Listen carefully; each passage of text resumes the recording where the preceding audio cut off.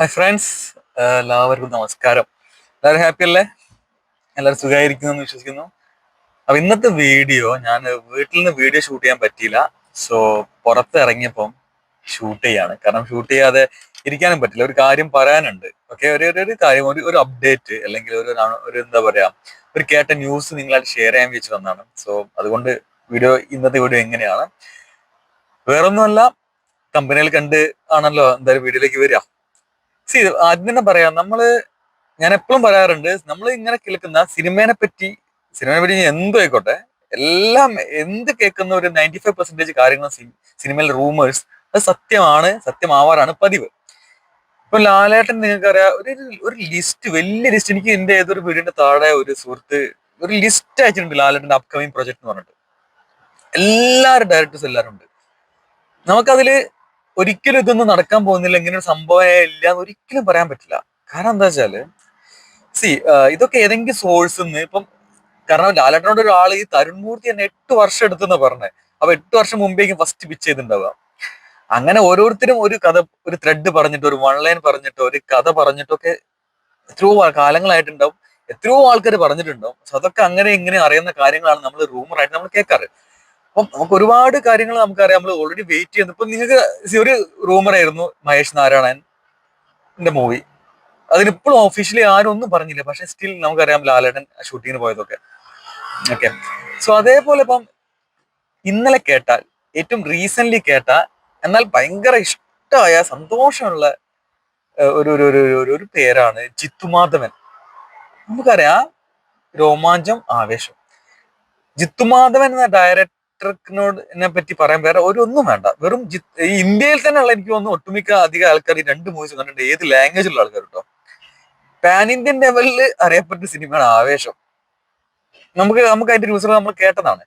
So ജിത്തുമാധവൻ ലാലേട്ടനെ വെച്ചൊരു cinema ചെയ്യുകയാണെങ്കിൽ അതിൽ ഭയങ്കര പ്രതീക്ഷ ഉണ്ട്. എന്തായാലും അത് നടക്കാനുള്ള ചാൻസ് കൂടുതലാണ്. അങ്ങനെയാണ് ന്യൂസ് റിപ്പോർട്ടൊക്കെ വരുന്നത്. അതിന് വേറെ പല റീസൺസും ഉണ്ട്. ഒന്ന്, ജിത്തുമാധവൻ ലാലേട്ടൻ ഒരു കട്ട ഫാനാണെന്ന് ജിത്തുമാധവൻ പല ഇന്റർവ്യൂവിലും പറഞ്ഞിട്ടുണ്ട്. രോമാഞ്ചം മുതൽ നിങ്ങൾ ശ്രദ്ധിച്ചാൽ ലാലേട്ടന്റെ റെഫറൻസ് നമുക്ക് എല്ലാ സിനിമയിലും, അതായത് 2 സിനിമയിലും കാണാം. ഓക്കെ, ലാലേട്ടൻ റെഫറൻസ് ഉണ്ട്. ആസ് യൂഷ്വൽ ഏതൊരു ആക്ടറും ഡയറക്ടറും പോലെ ലാലേട്ടന്റെ ഒരു ആരാധകനാണ് ജിത്തുമാധവൻ.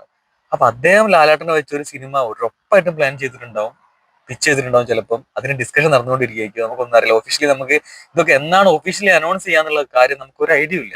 പക്ഷെ അങ്ങനെ ഒരു ന്യൂസ് കാര്യമായിട്ട് കേൾക്കുന്നുണ്ട്. ആശീർവാദിന്റെ പ്രൊഡക്ഷനിൽ ജിത്തുമാധവൻ ലാലേട്ടനെ വെച്ച് ഒരു സിനിമ ചെയ്യുന്നു. നിങ്ങൾ ആലോചിച്ച് നോക്കൂ. ഞാൻ പറയുന്നത് എന്താ വെച്ചാല്, ഒരു പാൻ ഇന്ത്യൻ ലെവലിൽ ഉള്ള ഒരു മൂവി എടുക്കാനുള്ള ആളുണ്ട് ജിത്തുമാധവൻ. ഓക്കെ, അതായത് ഏത് സബ്ജക്ട് എടുത്തിട്ടാണെങ്കിലും, ഒരു മാസ് ആക്ഷൻ തന്നെ വേണമെന്നില്ല. എങ്ങനെ ഇപ്പൊ ആവേശം കണ്ടില്ല, അതൊരു പാൻ ഇന്ത്യൻ ലെവലിൽ പോകുന്നു. നമ്മൾ ആരും പ്രതീക്ഷിച്ചില്ല. ഒരു പാൻ ഇന്ത്യൻ ലെവലിൽ ഷൂട്ട് ചെയ്ത മൂവി അല്ല, പക്ഷെ അതിന്റെ റീച്ച് അങ്ങനെ പോയി. സോ അത്ര കഴിവുള്ള, അങ്ങനത്തെ ഒരു സ്പോണ്ടേനിയസ് ആയിട്ട്, കാരണം അദ്ദേഹം എപ്പോഴും പറയുന്ന കേൾക്കാം, അതിന്റെ ഷൂട്ടിംഗ് ഒക്കെ അപ്പം തോന്നുന്ന കാര്യങ്ങൾ ഷൂട്ട് ചെയ്തിട്ട്, അവർ ആദ്യമേ എഴുതി കൂടിയ സ്ക്രിപ്റ്റ് ഒന്നും ഇല്ല, അത് അങ്ങനെ ചെയ്യുന്ന ഒരാളാണ്. സോ അത്രയും കഴിവും അത്ര ഒരു ഐഡിയ ഇല്ലാത്ത ആൾക്കാർക്ക് ഇങ്ങനെയൊന്നും സിനിമ എടുത്ത് വിജയിപ്പിക്കാൻ പറ്റില്ല. സോ അതേ ലാലേട്ടനെ കൂടെ ഒരു കൈകോർക്കുകയാണെങ്കിൽ നമുക്കൊരു ഗംഭീര സാധനം നമുക്ക് പ്രതീക്ഷിക്കാം, ഉറപ്പായിട്ടും. സോ ആ ന്യൂസ് വല്ലാതെ ഇങ്ങനെ നടക്കുന്നുണ്ട്. മേ ബി അറിയില്ല, ഇതിൽ ഏതാണ് ആദ്യം അനൗൺസ് ചെയ്യാൻ നമുക്കൊരു ഐഡിയ ഇല്ല അതില്.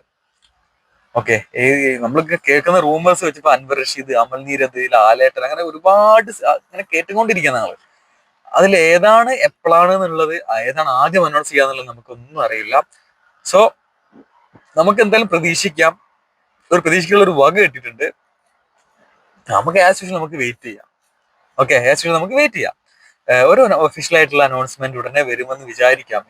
അപ്പം പറഞ്ഞ പോലെ നമുക്ക് പ്രതീക്ഷിച്ചിരിക്കാം അതിന്റെ ഒരു അപ്ഡേറ്റോ എന്തെങ്കിലും ഒരു കാര്യം നമ്മൾ ഉടനെ തന്നെ അറിയുമെന്ന്. കാരണം നേരത്തെ പറഞ്ഞ പോലെ, ഏതാണ് ആദ്യം നമ്മൾ പ്രതീക്ഷിക്കാത്ത മൂവി ആയിരിക്കും ചിലപ്പം ആദ്യം അപ്ഡേഷനോ എന്തെങ്കിലും ആയിട്ട് വന്നിരിക്കും, ഒരു അനൗൺസ്മെന്റ് ആയിട്ട് വരാൻ പോകുന്നത്.